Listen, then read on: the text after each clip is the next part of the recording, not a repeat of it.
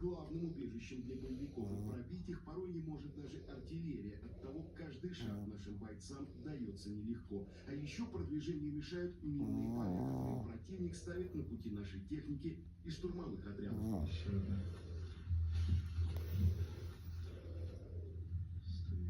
Там дальше еще 3.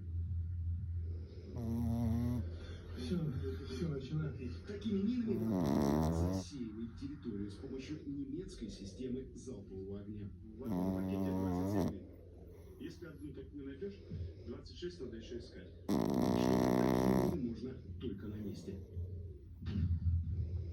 Бой боевики оставляют вот такие сюрпризы. Противопехотная мина на дереве, прикрытая корой для незаметности. И это не единственное.